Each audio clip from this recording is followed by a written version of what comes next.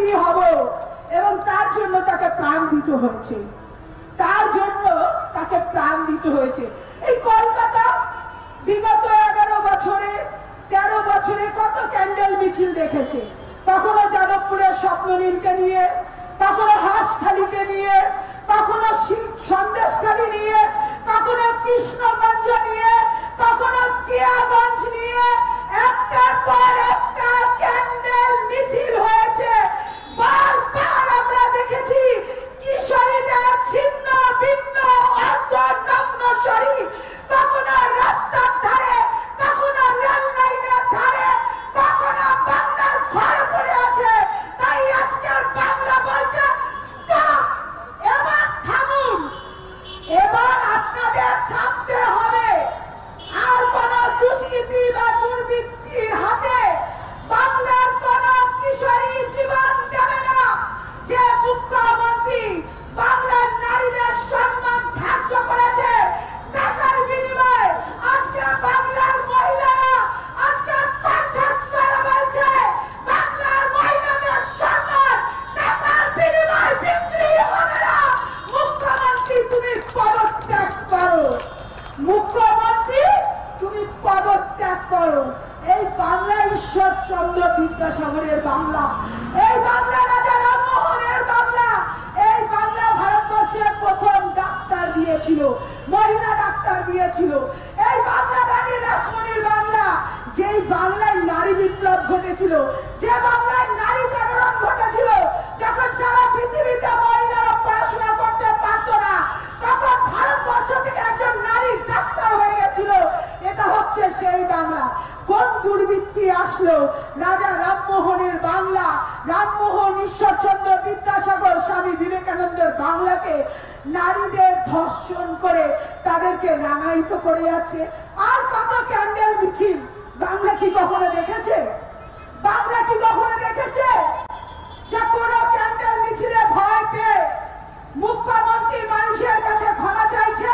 কত ক্যান্ডেল মিছিল হয়েছে, সেই ক্যান্ডেল মিছিলের আলো ঠিক ঠিক করে নিভে গেছে। মমতা ব্যানার্জি ভেবেছিলেন, মাননীয় ভেবেছিলেন যে অভয়া কাণ্ডের মোমবাতিও একদিন ঠিক ঠিক করে নিভে যাবে, কিন্তু এই অভয়া কাণ্ডের মোমবাতি নেবেনি। এই মোমবাতি আজকে বাংলার মহিলাদের হাতে মশাল হয়ে চলে উঠেছে। এবং যতদিন না পর্যন্ত বাংলায় অভয়া কাণ্ডের শাস্তি আর বিচার পাবে বাংলার নারী, আমরা সব পাই এই মশাল দাবানল হয়ে গোটা বাংলার দুর্বৃত্তকে ছাড়খাড় করে দেবে। এই প্রতিজ্ঞা রেখে করে গেলাম। ভারতীয় জনতা পার্টির একজন কর্মী হিসেবে নয়, এই বাংলার একজন তরুণী হিসেবে, এই বাংলার একজন ভোটার হিসেবে, একজন প্রতিবাদী কণ্ঠ হিসেবে, একজন নারী হিসেবে বলতে চাই, মাননীয় আপনি নারী মুখ্যমন্ত্রী, ঠিক ঠিক ধিক্কার জানাই আপনাকে। আপনার মুখ্যমন্ত্রীতে বাংলার 16 থেকে 7 সব রকম মহিলাদের ধর্ষণ হয়। যে ধর্ষণ থাকে আপনি তার হয়ে প্রতিবাদ করে, আপনি তার পক্ষে দাঁড়ান।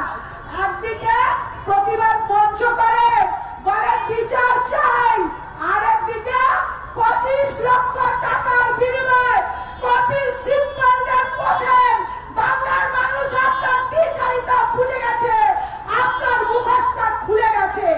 আপনি বলছেন পদত্যাগ করবেন, আপনি কি আর পদত্যাগ করার, আপনি পদত্যাগ করার সুযোগ পাবেন না। বাংলার মানুষের ব্যারিকেড আপনাকে ওই কালীঘাটেই আটকে দেবে। কালীঘাট থেকে নামানো কি আপনি যেতে পারবেন না, আপনার কাছে সেই ক্ষমতাই থাকবে না যে আপনি পদত্যাগ করবেন। মনে রাখবেন, অহংকার হচ্ছে পতনের মূল, অহংকার হচ্ছে পতনের মূল। বাংলার মানুষ ভাবছে কেন বক্সিং কাণ্ড যেদিন হলো সেদিনকে বাংলার মহিলারা জেগে উঠল না, কেন সন্দেশখালি হলো সেদিনকে বাংলার নারীরা জেগে উঠল না, কেন হাসখালি যেদিন হলো সেদিনকে বাংলার নারীরা জেগে উঠল না। কিন্তু স্বামী বিবেকানন্দ বলেছে, যেদিন তুমি জাগবে সেদিন নিজেকে ভোট, তাই আজকে বাংলার নারীরা জিতেছে, অবিয়া ধর্ষিত হয়েছে, প্রত্যেক দিন ধর্ষণ হচ্ছে। মনে রাখুন, আমাদের আন্দোলন প্রত্যেক দিন চলবে যতদিন না বাংলার মাটিতে দাঁড়িয়ে ওই লাবণ্য চত্বরতলা থেকে আপনাকে টেনে হিঁচড়ে নামাতে না পারছি। বাংলার মানুষ এই আন্দোলন করবে, এই ব্যারিকেড চলবে, এই ব্যারিকেড থেকে পালানোর পথ আপনি পারবেন না।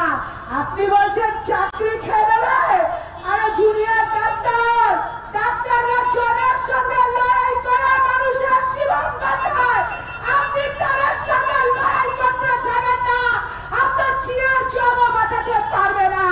তাই বলছি মাননীয়, ক্ষান্ত হোক, মনে রাখবেন ভয় দেখিয়ে কোনো লাভ নেই। কারণ উদয়ের পথে শুনিকা ধ্বনি, ওরে ভয় নাই, ভয় নাই তার যে নির্ভয় প্রাণকে করিবে দান, ওরে ভয় নাই, ভয় নাই তার। অভয়া মরে গেছে, অভয়া নির্ভয়া ছিল, মরে গেছে, মরে গিয়েও হাজার হাজার অভয়ার মধ্যে বেঁচে আছে আজকের অভয়া, আজকের নির্ভয়া। একে বলে প্রতিবাদী কণ্ঠ।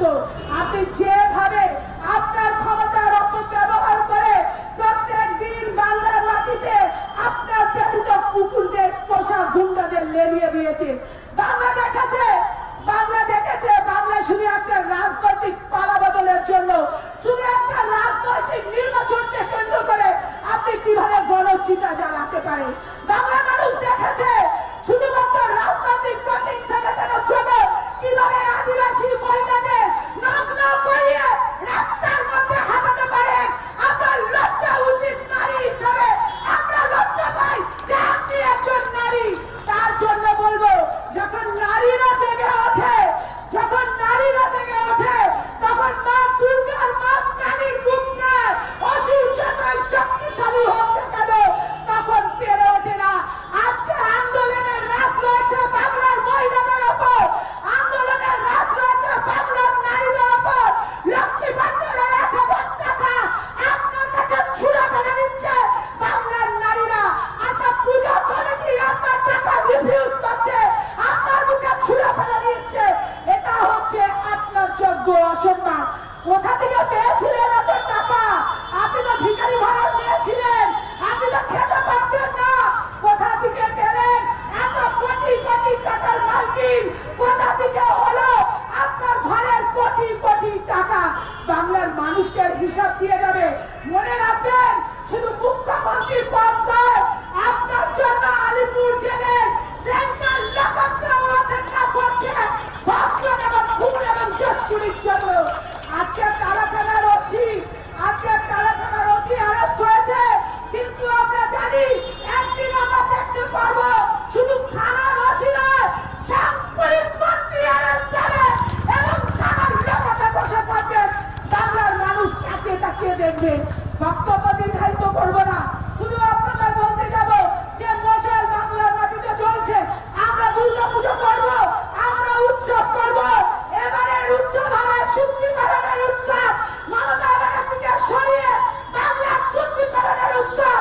এবার উৎসবে প্রত্যেক বছর মা দুর্গা অসুর নিধন করে, এভাবে যথার্থ বাংলার অসুরদের আমরা নিধন করবো। এটাই হবে আমাদের দুর্গা পুজোর থিম। আপনার সর্বনাশ, আপনার বিনাশ, আপনার অপসারণের মধ্য দিয়েই বাংলার এই মশাল থাকবে। নাহলে এই মশাল দাবানল হয়ে গোটা বাংলাকে জাগ্রত করে দেবেন, এটা আপনি মনে রাখবেন। এই বক্তব্য শেষ করার আগে শুধু বলবো যে বাংলাকে আপনি কলুষিত করছেন, যে ভারতবর্ষের মাটিকে আপনি কলুষিত করছেন। সেই ভারতবর্ষের মাটি, বাংলার মাটি হচ্ছে নমন্য মাটি। अटल जी कहते थे, अटल जी कहते थे, भारत सिर्फ एक भूमि का टुकड़ा नहीं है, भारत एक जीता जागता राष्ट्र पुरुष है।